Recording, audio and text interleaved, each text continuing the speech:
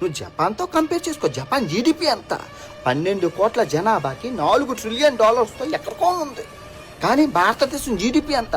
$4 trillion 140 కోట్లకు పంచాలా? 1945 Japan లో Hiroshima and నాగసాకిలో atom bomb వేసిన తర్వాత ఆటం బాంబ్ వేసిన అమెరికానే మళ్ళీ జపాన్ ని రీబిల్డ్ చేయడానికి 1947 లో న్యూ డెమోక్రటిక్ కాన్స్టిట్యూషన్ ని తీసుకొచ్చింది. ఎడ్యుకేషన్ అండ్ రిఫార్మ్స్ ని తీసుకొచ్చింది. ఫైనాన్షియల్ సపోర్ట్ ఇచ్చింది. టెక్నాలజికల్ సపోర్ట్ ఇచ్చింది. ఫ్యాక్టరీస్ అండ్ ఇండస్ట్రీస్ ని బిల్డ్ చేసుకోవడానికి హెల్ప్ చేసింది. ట్రేడ్ అండ్ ఎక్స్పోర్ట్స్ లో ఆపర్చునిటీస్ పెంచింది. యుఎస్ జపాన్ కి ప్రామిస్ చేసింది, మీ ప్రొటెక్షన్ మా బాధ్యత.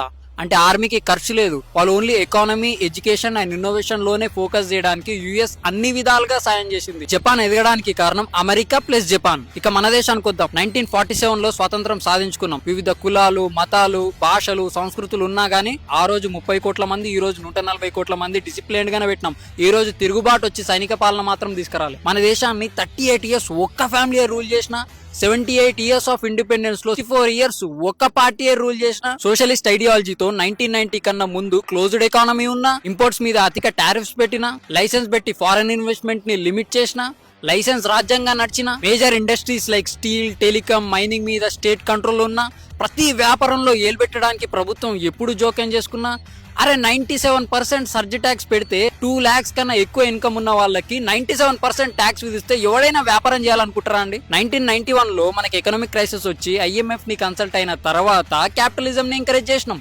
తర్వాత ఫ్రీగా ల్యాండ్ ఇస్తాం, కరెంట్ ఇస్తాం, ట్యాక్స్ కూడా 10-15% కడితే చాలు అని క్యాపిటలిజం ని ఎంకరేజ్ చేసిన తర్వాత అప్పుడు ఎకానమీ బూమ్ అయింది. అంటే ఎకానమీకి ఇండిపెండెన్స్ ఎప్పుడు వచ్చింది? 1991 లో వచ్చింది. మనం ఆప్టిమిస్టిక్ గా ఉండి సంకల్ప బలంతో పనిచేయాలని లాస్ట్ డికేడ్ లో గవర్నమెంట్ 3 crores హౌసెస్ కన్స్ట్రక్ట్ చేసింది. అది ఆస్ట్రేలియా జనాభా కన్నా ఎక్కువ. 11 crores టాయిలెట్స్ ని కన్స్ట్రక్ట్ చేసింది. అది జర్మనీ జనాభా కన్నా ఎక్కువ. 24 crores 30 lakhs వాటర్ కనెక్షన్స్ ఇచ్చింది. అది నువ్వు ఉన్న బ్రెజిల్ జనాభా కన్నా ఎక్కువ. 54,000 kilometers రోడ్స్ ని కన్స్ట్రక్ట్ చేసింది.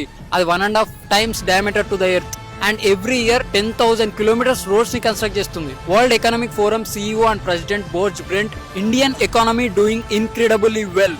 In 2034 India will hit $10 trillion అని చెప్పారు. 40 crores people out of poverty అని చెప్పారు. అది అమెరికా జనాభా కన్నా ఎక్కువ. International Monetary Fund IMF report ప్రకారం మన కంట్రీ యావరేజ్ గా 6.7% జీడిపిని ఇంక్రీజ్ అవుతుంది ఎవ్రీ ఇయర్ యావరేజ్ గా. ప్రపంచంలోనే ఫాస్టెస్ట్ గ్రోయింగ్ ఎకానమీ. ఫారెన్ ఇన్వెస్టర్లు భారత్ లో మేం ట్రేడ్ చేస్తాం, మేం ఇన్వెస్ట్ చేస్తాం అని పోటీ పడుతున్నారు. ఇదంతా కేవలం ఆప్టిమిజం వల్ల, సంకల్ప బలంతోనే సాధ్యమైంది. ఆ దేశ జీడిపి చూడు, ఈ దేశ పర్ క్యాపిటల్ చూడు, మనం ఏడున్నాం. ఇన్ఫీరియారిటీ కాంప్లెక్స్ వల్ల కాదు, పరిష్కారం చూపని విమర్శ సారవంతమైనది కాదు.